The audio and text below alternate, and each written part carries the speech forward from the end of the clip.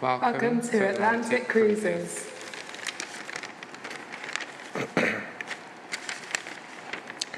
The first object which saluted my eyes when I arrived on the coast was the sea, and a slave ship, which was then riding at anchor and waiting for its cargo. These filled me with astonishment, which was soon converted into terror when I was carried on board. Olaudah Equiano, from the interesting narrative of the life of Olaudah Equiano, 1789. So this port is Timna. It's a fictional port. It's an imaginary port. You mean our cruise is a scam? Yes. In a country or in a place that we now know as Nigeria. And this is the port that Equiano first sails from. And I think it's quite interesting that this port that never existed is in this country that only exists due to the imagination of colonizers, of European colonizers. And I think it's interesting to think about what is remembered in that transition from imaginary space to a real space, and what is forgotten as well. And so I think about the queer sexualities, or what we would now call queer sexualities, and I think about how homosexuality was practiced as a rite of passage, as something that was foundational to societies and cultures as opposed to being oppositional. And I think about that transition from foundational in a society to then becoming oppositional, that kind of movement from normal to then queer. Yeah, so I guess in that way, you're looking at how queer as a term is something maybe more based in the West, I guess. Yeah. And that's something that those sexualities which would have existed at Timna, in what we now call Nigeria, they're like, we call them queer now, but now that's only because we don't even have the language. Yeah. We've lost it. And in that way, I think you really point out that there's horror within the history of queerness. I guess just as Equiano looks at the sea for the first time with astonishment, so too does queerness have that mixture of horror and perhaps something more positive. Yeah, once you look past the kind of nice, or at least the more liberatory ideals and the more radical ways that people talk about queerness, you find a history of erasure, you find a history of transformation. And I think that I'm really interested in the normalness of what we now call queer and how that changed, what the imagination did there. Colonial constructions of gender didn't mean empty selves. Rather, it meant selves in complex relations to the cosmos, to other selves, to generation, to the earth, to living beings, to the inorganic, in production, selves whose erotic, aesthetic, and linguistic expressivity, whose knowledges, sense of space, longings, practices, institution, and forms of government were not to simply be replaced, but met, understood, and entered into tense, violent, risky crossings and dialogues and negotiations that never happened. That's Decolonizing Feminism, Lugones, 2010.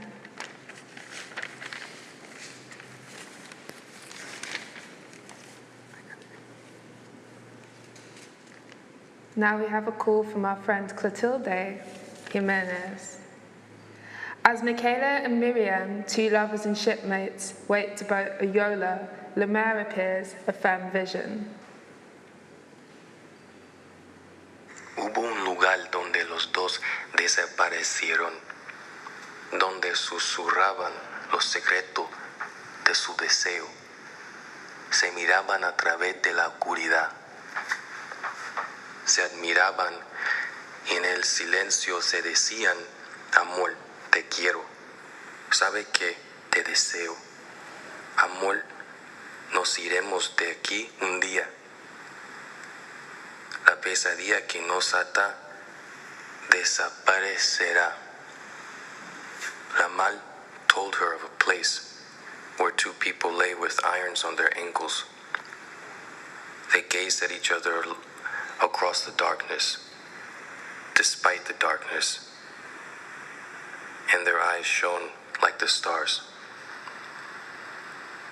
In the unending blackness that covered them, that suffocated them, they spoke, Amor, I long for your kisses.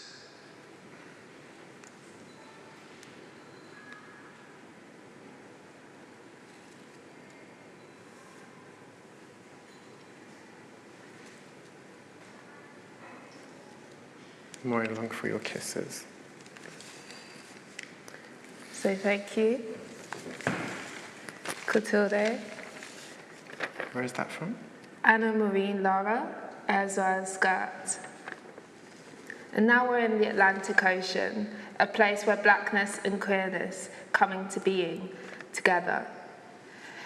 In that way, you can think of, we often think of blackness in terms of fluidity, hybridity, and in that way it can be so metaphorically tied to the ocean, as Paul Gilroy and Edouard Guesson and so many others have done.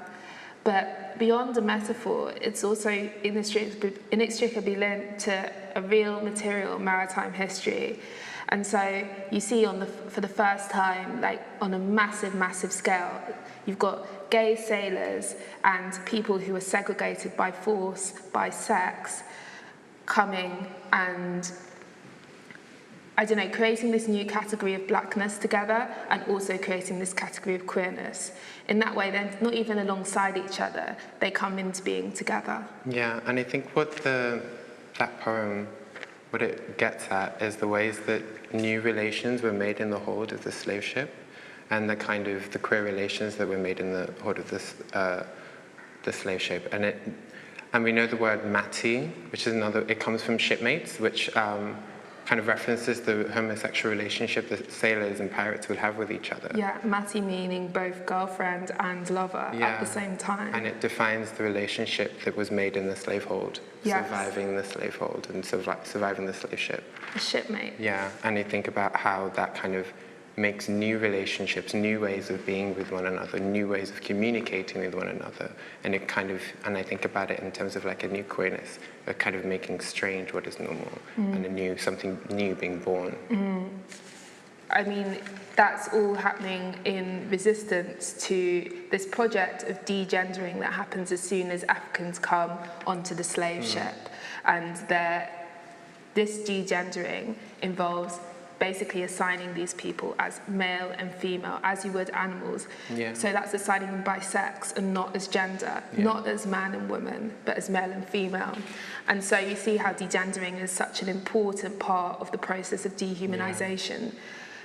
And I think about Hortense Spillers when she talks about trying to find enslaved African women on the ships in the archives of the slave ships. And it's quite hard because they're not registered as women, as female, they're just registered as cargo. It's just Negro or like African slave instead of by your gender. And it's that process of the lack and the loss of a gender as a queering of an African being. And so we think again about queerness becoming something that isn't particularly agental. It's not about your own agency, it's about someone thrusting a new world onto you, thrusting you into a new world that then makes you queer. Again, a movement from a normalcy to queerness through the engines of colonialism and slavery. This spirit is no sex. This spirit is a singular, plural, and genderless they that was, is, in a grammatical unmarking that parallels the absence of gender in Creole third-person pronouns. Omase K. Natasha Tinsley, from Black Atlantic, Queer Atlantic, 2008.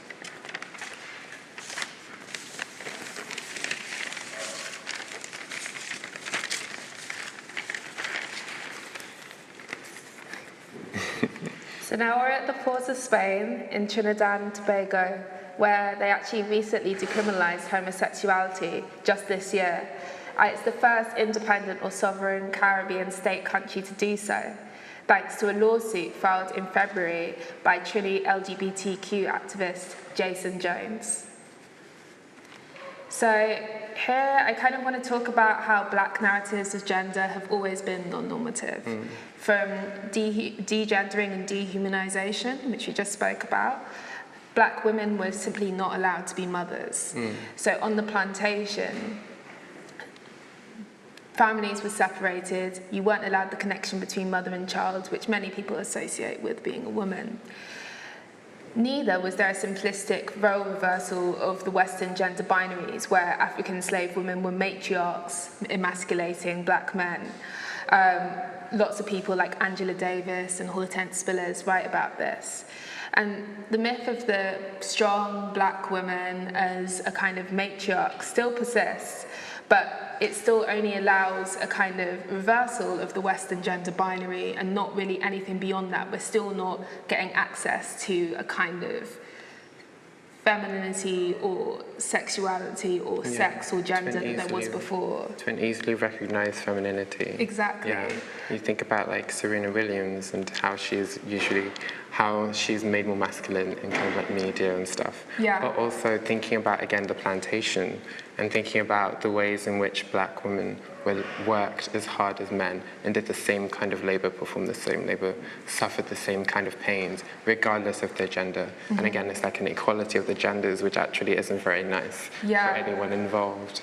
It's a kind of a lack of a distinction that is supposed to be like a good thing in a normal narrative, but here it's actually another tool of dehumanization, another query of what it means to be a black human being. Yeah, I mean, I know that you didn't know about this, but to take a little detour to Love Island, we can look at how Samira, even though she buys into complete straightness, I mean, she's on like the straightest show on earth, and yet she's still denied that every time she fancies a boy. And so even Samira cannot achieve straightness, she is forcibly queered today. The personal pronouns here are offered in service of a collective function.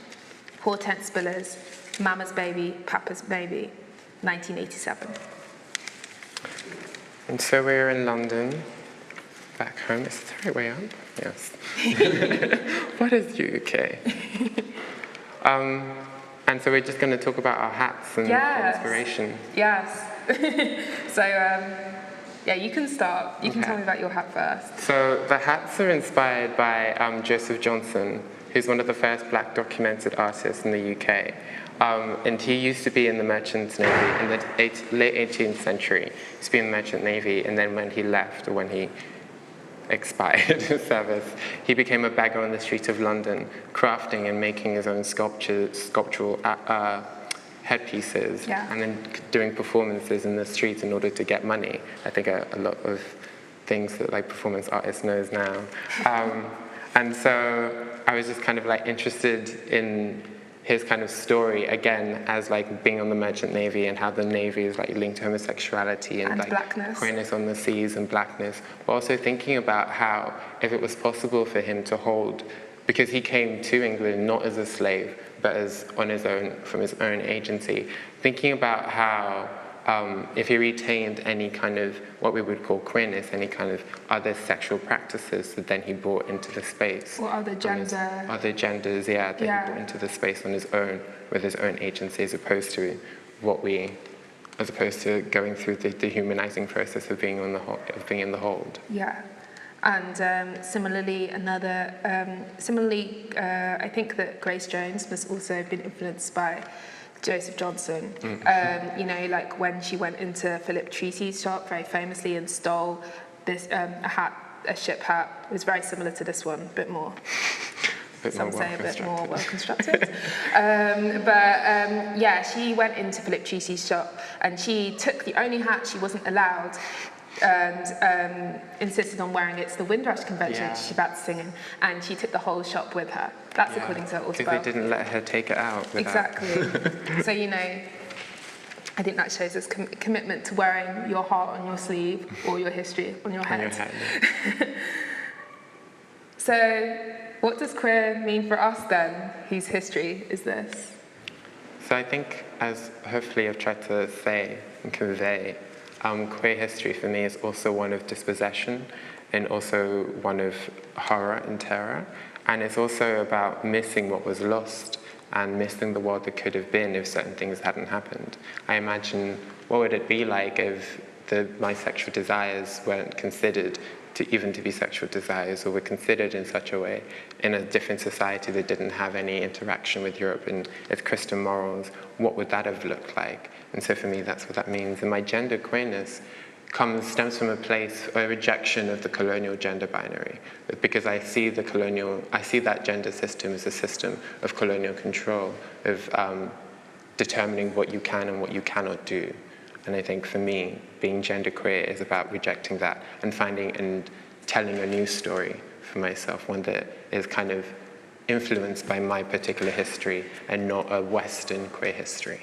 Mm-hmm. What about you? I think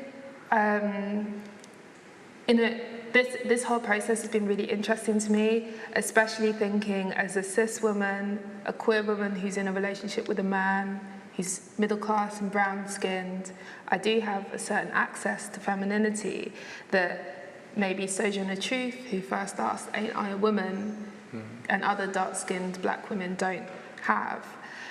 And so I'm really interested to think, what is it about women that I still feel the need to claim, especially now thinking in terms of how can I be a decolonial feminist? How can I allow this coloniality within myself, and how do I deal with it now it's here? So I'm starting to think about how it's not only about, within decolonizing feminism, it's not only about including gender fluid people into spaces, but it's actually I have to move in terms of maybe I have to lean into those parts of myself which have been rejected from the category of womanhood and try to make relations outside of those categories. I think it's really nice to think about how we might form relations and relationships which are productive and creative and find a new way of being which is actually completely outside of these Western gender categories. So the coloniality of gender. Exactly. Yeah. Do you want to take it away? Yeah. Indeed, queerness is impossible without the derelict being of blackness. Its grammar, object, and predicate and subject emerge through the death sentence of blackness. Queer theory is always already in a relationship with blackness, but not as an ally. In other words, queer theory is caught in a tortuous bind that neither provides ethical relief nor emancipatory transformations for blackness. It parasitically feeds off the black body and needs this mutilated body as its site of constitution. Calvin Warren, Onticide, Afro-pessimism, Queer Theory, and Ethics. Yeah. It's the end.